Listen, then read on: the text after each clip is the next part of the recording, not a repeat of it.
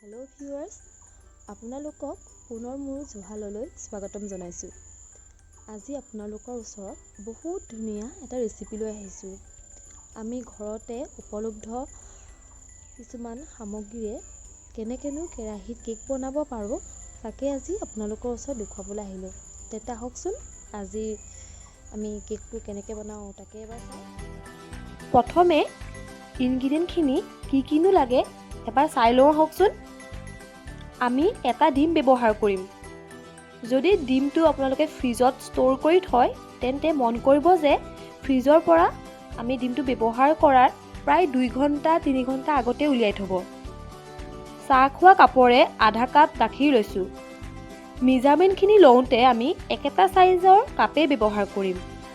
1 cup ময়দা লৈছোঁ। Refine oil লৈছোঁ কাপটোৰ 3/4 অংশ।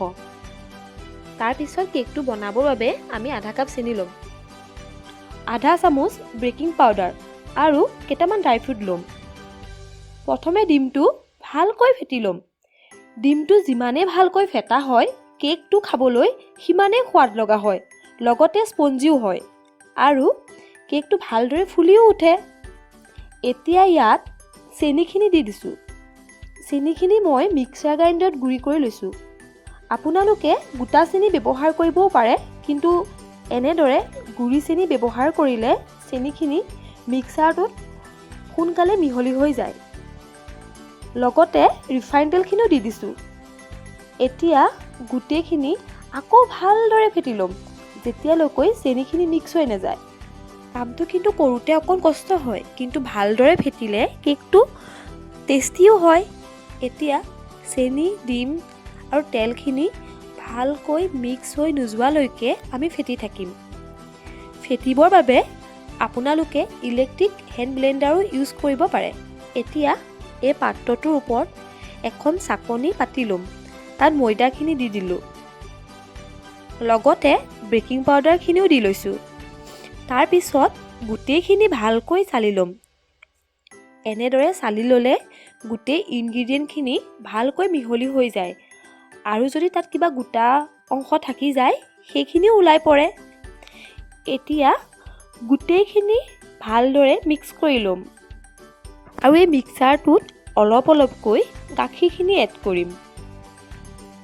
আৰু এটা কথা, এই কেকৰ মিক্সাৰখিনি ফেটোতে সদায় লাহে লাহে মিক্স কৰিব লাগে, নহ'লে তাত এয়াৰ বাবলছ সোমাই যাব পাৰে আৰু কেকটো অকণমান টানো হয়। আপোনালোকে এখন হাতা অথবা এখন চামুচ লৈ এনেদৰে মিক্সাৰটো মিক্স কৰি ল'ব, তেতিয়া ধুনীয়াকৈ এই মিশ্ৰণখিনি মিক্স হৈ যাব। ময়দাখিনি মিক্স হোৱালৈকে ভালদৰে মিলাই ল'ব। মই বেছি মিক্স নকৰোঁ, যদিহে বেছি মিক্স কৰা যায় তেন্তে কেকটো টান হৈ যায় বা কেকটো খাবলৈও বেয়া হয়। এয়া চাওকচোন, আমাৰ মিক্সাৰখিনি প্ৰায় ৰেডি হৈয়ে গৈছে। মই বেটাৰখিনি ওপৰৰ পৰা পেলাই দিওঁতে চাওকচোন এটা জিগজাগ পেটাৰ্ণ লৈছে। যদি এনেকৈ জিগজাগ পেটাৰ্ণ এটা লয় তেন্তে আপোনালোকে বুজি উঠিব যে আমাৰ বেটাৰটো ধুনীয়া হৈছে।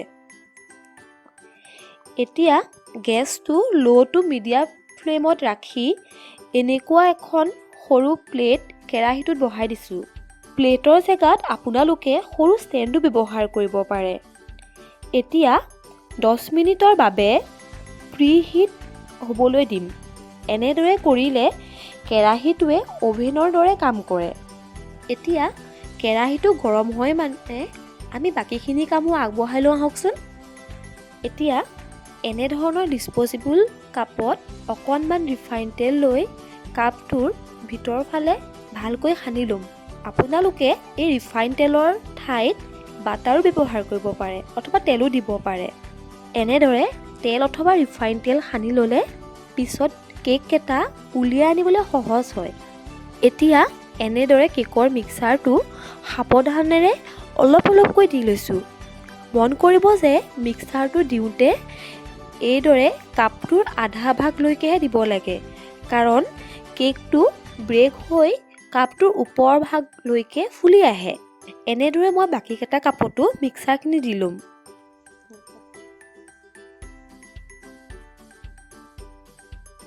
এতিয়া 10 মিনিটৰ পাছত কেৰাহী ঢাকনিখন গুচাই ল'লোঁ আৰু এই কেকৰ কাপকেইটা সাৱধানেৰে এটা এটাকৈ প্লেটখনৰ ওপৰত দি দিছোঁ। এতিয়া আকৌ ঢাকনিখন লগাই গেছৰ ফ্লেমটো একেবাৰে কমাই দিব লাগিব। এনেদৰে কম জুইত প্ৰায় 25ৰ পৰা 30 মিনিটলৈকে কেককেইটা বেক হ'বলৈ দিব লাগিব। প্ৰায় 5 মিনিটমানৰ পিছত কাপকেইটাৰ ওপৰত ড্ৰাই ফ্ৰুটৰ টুকুৰাখিনি মই দি দিলোঁ আৰু লগতে ঢাকনিখনো লগাই দিলোঁ। ড্ৰাই ফ্ৰুটৰ ঠাইত আপোনালোকে চেৰি অথবা টুটি ফ্ৰুটিও ব্যৱহাৰ কৰিব পাৰে। যদি বৰ্তমান অৱস্থাত আপোনালোকৰ হাতত ড্ৰাই ফ্ৰুট নাইকিয়া তেনেহ'লে নিদিলেও হ'ব, এইটো অপচনেল হয়। আৰু আপোনালোকৰ লগত মই এটা কথা শ্বেয়াৰ কৰিব বিচাৰোঁ। মই ড্ৰাই ফ্ৰুটখিনি এইদৰে অলপ সময় পিছত দিছোঁ। আপোনালোকে ইচ্ছা কৰিলে কেৰাহীত কাপটো বহাই দিয়াৰ লগে লগেও দিব পাৰে। আৰু যদিহে মই দিয়া ধৰণে দিয়ে তেনে ড্ৰাই ফ্ৰুটখিনি কাপ কেকৰ ওপৰ ভাগতে লাগি থাকে।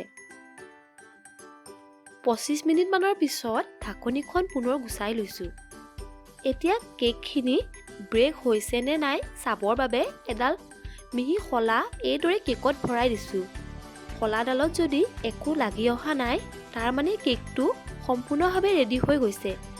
যদিহে বাৰীডালত কিবা লাগি আহে তেন্তে আৰু অলপ সময়ৰ বাবে ঢাকনিখন লগাই ব্ৰেক হ'বলৈ দিব লাগিব।